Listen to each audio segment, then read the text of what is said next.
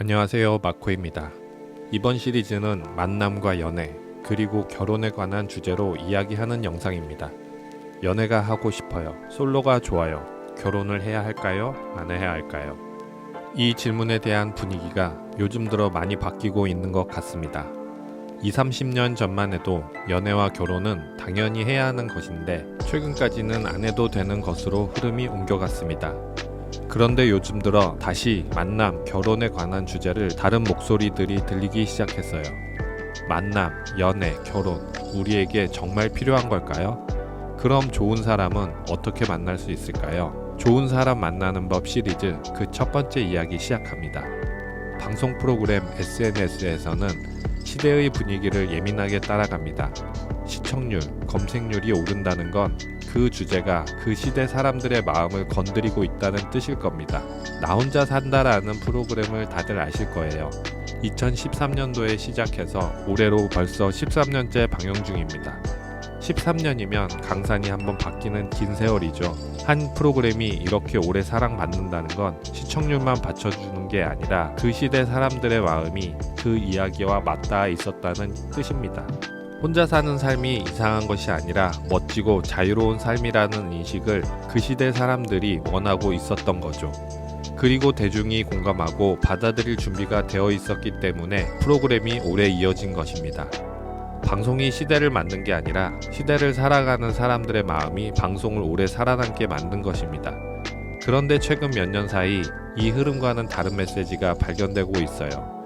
30, 40대 미혼 남녀가 혼자 사는 삶에서 느끼는 외로움과 고충, 그리고 후회를 솔직하게 털어놓은 콘텐츠들이 유튜브에서 심심치 않게 보입니다.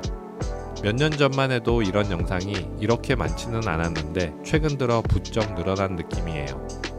영상들을 보면 공통된 분위기가 있습니다. 젊은 시절에는 혼자 사는 게 자유롭고 멋지다고 생각했거나 여유가 없어서 혼자의 삶을 살 수밖에 없었는데 30, 40대가 되어보니 그때 보이지 않던 것들이 보이기 시작했다는 이야기입니다.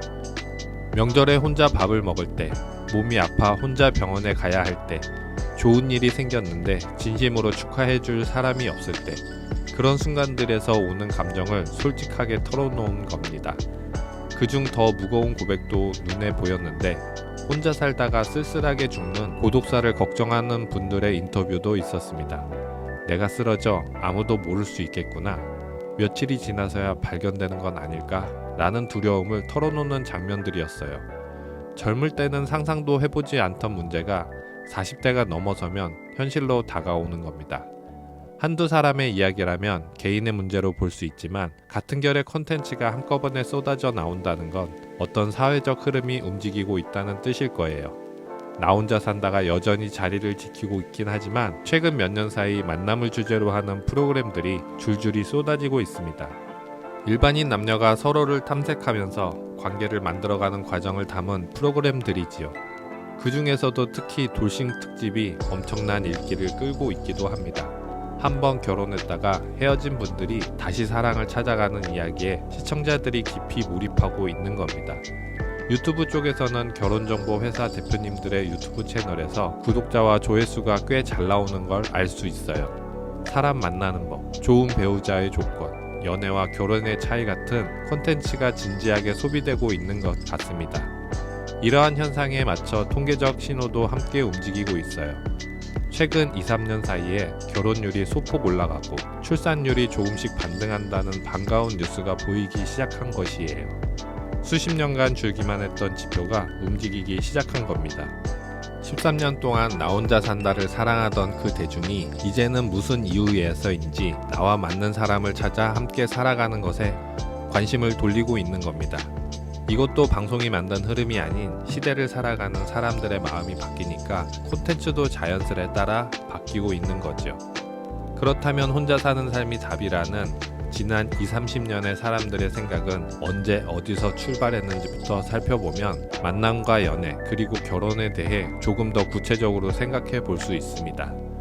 불과 4, 50년 전만 해도 남녀 간의 관계는 지금과 많이 달랐습니다. 결혼제도 안에서 불공평한 것들이 너무나 당연하게 여겨졌던 시대였죠. 여성의 사회 진출은 제한적이었고 가사와 육아는 거의 일방적으로 한쪽에 지워졌습니다. 시집살이라는 말이 실제 삶의 고통을 담고 있던 시절이었죠. 동성 간의 관계는 거의 인정받지 못하는 분위기였고요. 그 시대를 온몸으로 경험한 세대가 부모가 되었을 때 그들은 자식에게 진심으로 이런 말을 건넸습니다. 너는 결혼하지 말고 혼자 살아. 자유롭게 인생 즐기면서 살아. 80년대, 90년대에 태어난 사람들은 쉽게 들었던 이야기였을 거예요. 저는 10대 시절 많은 어른들이 이런 이야기를 할 때 그들이 기분 좋게 하는 말이 아닌 한이 맺혀 하는 소리라는 걸 느꼈습니다. 부모 세대의 경험에서 나온 말이었으니 틀린 말도 아니었죠. 그 시절 결혼제도 안에서 겪은 고통은 분명히 실제했으니까요. 그 말을 들으며 자란 세대가 어른이 되면서 혼자 사는 삶은 꽤 괜찮은 선택으로 여겨지기 시작했습니다. 물론 혼자 사는 것에 대한 불편함이 없어지는 다양한 제품과 서비스도 한몫을 했죠. 그러면서 경기 불안까지 맞물렸습니다. 집값은 오르고 일자리는 줄어들면서 사람들을 만나는 것도 아이를 낳는 것도 점점 더 어려운 일이 되어갔습니다. 만나고 싶어도 만날 여유가 없고 결혼하고 싶어도 결혼할 조건이 안 되는 현실이 겹쳤어요. 이 모든 흐름이 합쳐지면서 자발적이든 비자발적이든 혼자가 답이라는 공식이 만들어지게 되었던 것이죠. 그리고 혼자 살라는 말을 듣고 자란 8, 90년대생들이 이제는 40대로 접어들기 시작했습니다. 젊은 시절을 자유롭게 보내던 그들이 나이가 들면서 마주하는 감정들이 유튜브 콘텐츠로 하나둘씩 올라오기 시작한 거예요. 여기서 한번 생각해 볼 지점이 있습니다. 부모 세대의 그 조언, 과연 틀렸던 걸까요? 부모 세대를 탓하려는 이야기가 아닙니다. 그들이 경험한 고통은 실제였고 자식에게 그 고통을 물려주지 않으려는 마음에서 나온 말이었으니까요. 다만 돌아보면 고통의 원인을 잘못 짚었던 것 같습니다. 같은 시대를 살면서도 서로 사랑하고 화목하게 행복한 가정을 이룬 부부들은 분명히 있었으니까요. 제도가 불평등했어도 형편이 넉넉하지 않아도 사랑의 마음을 가진 관계는 온전하게 유지되었습니다. 고부간의 갈등이 심한 가정이 있는가 하면 시어머니와 며느리가 서로 아끼고 사랑하며 지내는 가정도 드물지만 있었습니다. 남편의 가부장적 태도에 억눌려 살던 집이 있는가 하면 서로를 귀하게 여기며 평생을 함께한 부부도 있었고요. 제도가 같고 시대가 같고 경제적 형편이 비슷해도 그 안에 사랑이 있느냐 없느냐에 따라 삶의 질이 완전히 달랐습니다. 결혼이라는 같은 그릇에 무엇을 담느냐에 따라 그 안의 삶이 완전히 달라졌던 거지요. 고통의 원인은 결혼이라는 제도 자체가 아니었습니다. 사랑 없는 관계가 진짜 원인이었던 거죠. 혼자 살아보니 결핍의 종류만 달라졌을 뿐이었습니다. 채워지지 않는 무언가가 남아 있었던 것이에요. 결혼제도 안에서 고통은 피했지만 그 대신 외로움, 공허함, 내 편이 없다는 감각, 나이 들수록 커지는 쓸쓸함 같은 다른 형태의 결핍이 찾아왔습니다. 3, 40대가 되어서야 이 결핍이 선명해지기 시작한 거예요. 문제의 정체를 정확히 보기 어려웠던 시대였습니다. 결혼제도 자체 불공평함이 너무 두드러져 보였으니까요. 진짜 문제는 사랑이 있느냐 없느냐였는데 그 시대에는 그것이 잘 보이지 않았던 거죠. 부모 세대의 진단이 결혼이 문제였기 때문에 처방이 결혼하지 마라가 된 겁니다. 만약 진단이 사랑이 없는 관계가 문제였다면 처방은 사랑할 수 있는 사람을 만나서 사랑하며 살아라가 되었겠지요. 20대의 비혼주의가 강했던 제가 이제는 결혼을 해야 삶이 온전해질 수 있다는 입장으로 바뀌게 된 제 이야기를 한번 해볼게요. 2026년 현재 저는 결혼 11년 차 남편이고 초등학교 3학년 아이를 둔 아빠입니다. 혼자 조용히 있을 때 가끔 이런 생각을 해봅니다. 만약 내가 결혼을 하지 않았더라면 지금 어떤 삶을 살고 있을까? 이 질문을 떠올릴 때마다 비슷한 답이 나옵니다. 결혼을 안 했더라면 제 인생 전체에서 반은 경험하지 못했을 것 같다는 생각이 들어요. 이는 혼자 사는 삶을 부정하는 이야기가 절대 아닙니다. 혼자서는 충분히 잘 살고 행복하게 사시는 분들이 많다는 걸 잘 알고 있고 만약 내가 혼자 살았어도 잘 살았을 거라고 생각도 합니다. 다만 여기서 드리고 있는 이야기는 좋고 나쁨의 문제가 아니라 경험의 유무에 관한 이야기입니다.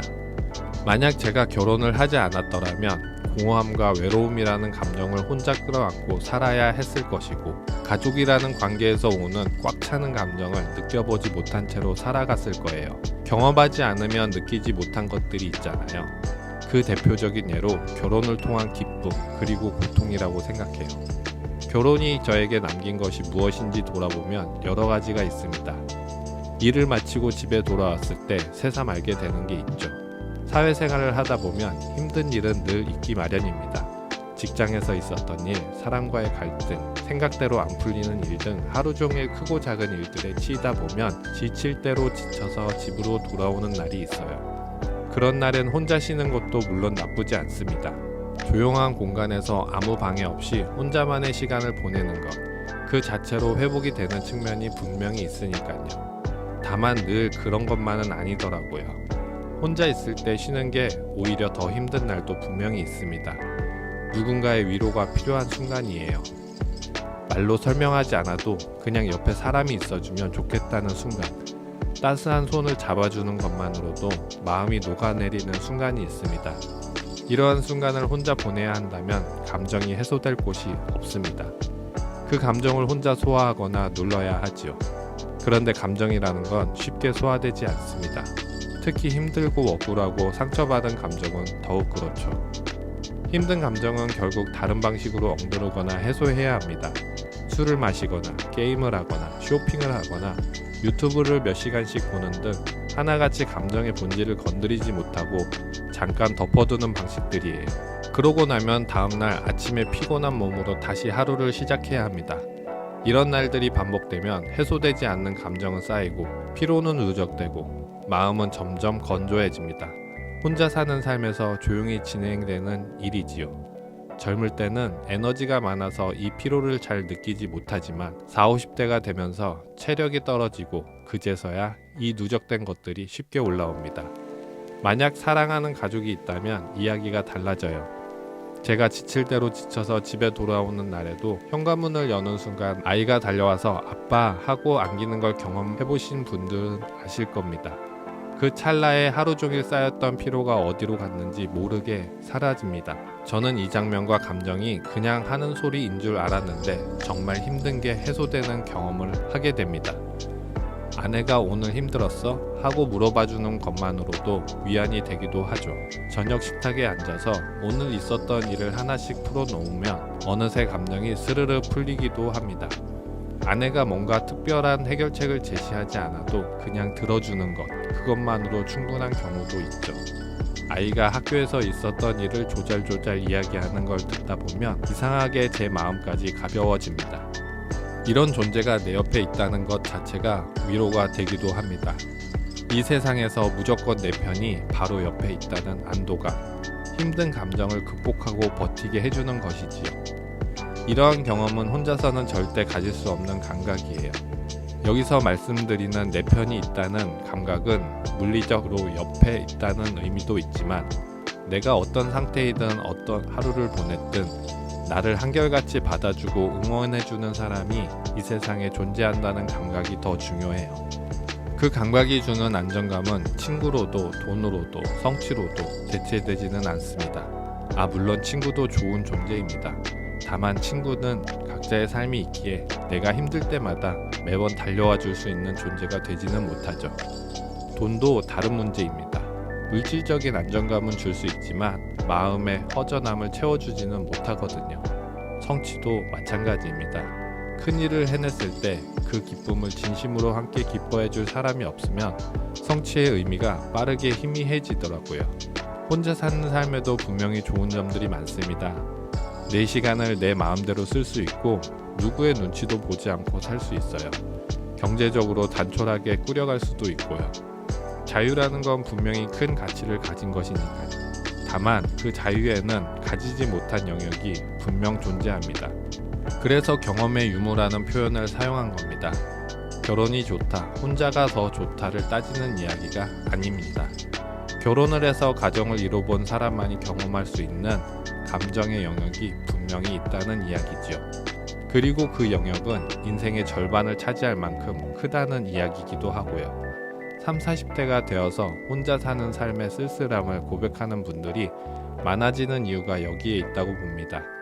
그분들은 경험해보지 못한 영역이 있다는 걸 뒤늦게 알아차린 거죠.